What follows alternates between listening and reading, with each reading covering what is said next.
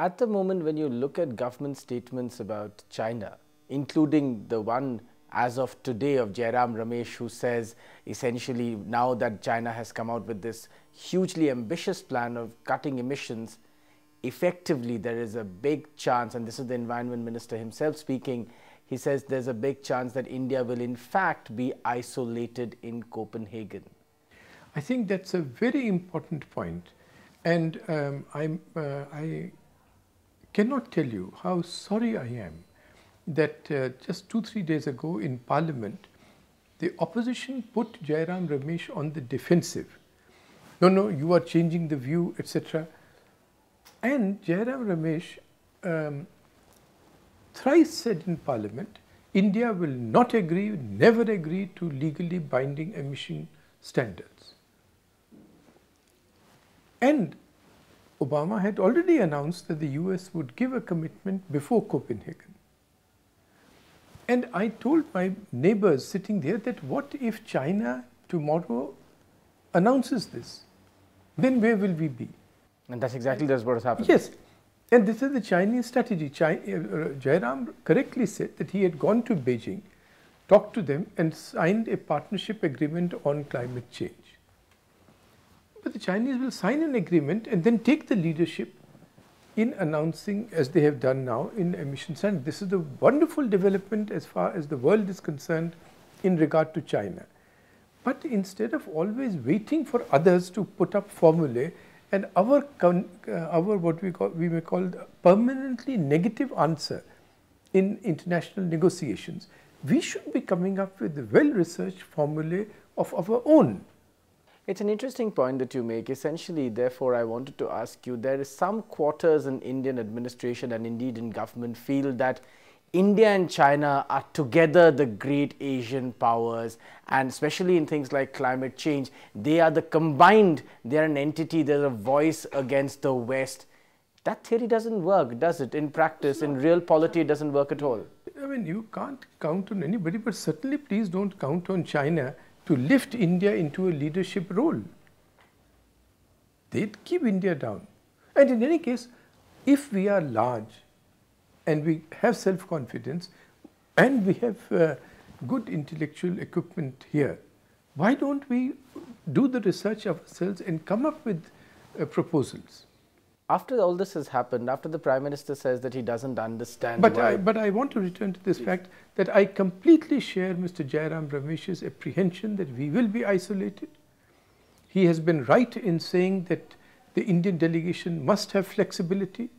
I believe more than him, to go farther, that not just should we be waiting for international negotiations, we are going on the wrong premises of per capita emissions and so on. We are 1 billion people, our per capita emissions may be small, but our total footprint is large.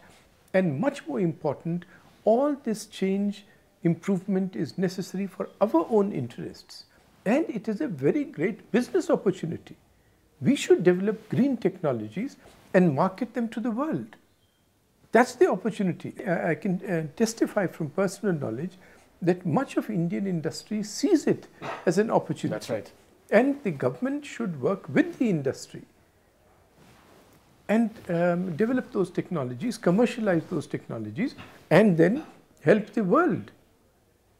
Europe would buy those technologies, China would buy those technologies, Africa, Latin America. Did the Dalai Lama visit to Arunachal Pradesh, was that a point, and did the government in your mind play that point well? Yes, indeed. They did it very well, as they had not done earlier. For instance, when Mr. Hu Jintao had come to India, a joint declaration was put out, and Mr. Pranab Mukherjee, a very experienced minister, said in Parliament as the foreign minister at that time that we have brought we stated categorically our stand on Arunachal Pradesh to the Chinese government. Because the Chinese ambassador had said here, Arunachal is part of southern Tibet under the illegal occupation of India. People like me kept asking, but what did the Chinese say? Absolute silence. So we were shutting our eyes to all that. It is the Chinese who, by repeated assertions in this regard, and by the acts of not giving a visa to an Arunachal Pradesh IAS officer and so on, they shook the Indian establishment to realize their point of view. If the Dalai Lama wakes up in the morning, they say he is waking up for secessionist purposes. He is a splittist. The contrarian view to this entire point of view of worrying about China is that some people believe that India is still fighting 1962 in its head. No, man, we should fight 2022. The time to prepare for a danger is the time it would be required to develop counter measures. It will take 20-30 years for India to acquire the kind of what the Chinese call comprehensive national strength to be able to stand up to a country like China. We should do that. Commentators like Shekhar Gupta have written that essentially this entire fear of China is merely warmongering.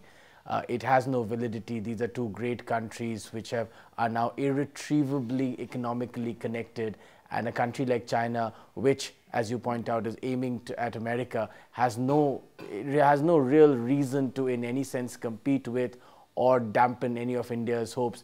In fact, people like him believe that it is only, and as his writings often suggest, that this entire warmongering is done by a few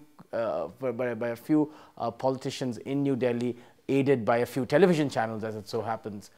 Is that an escapist view? Is there any merit to that? Well, I wouldn't put the word escapist to what Shekhar writes. He is a very responsible journalist. He has great knowledge on strategic matters. It just so happens that my view is quite different from his in this particular case, as it is on Pakistan, as it is on the United States. So on foreign matters and foreign relations, and on many strategic matters, with all his knowledge on these matters, my view is different. For me, being in the Indian Express or being in the BJP or Parliament at this time is just the change of a forum. Right. I used to write with the pen, then I used to dictate, then I type.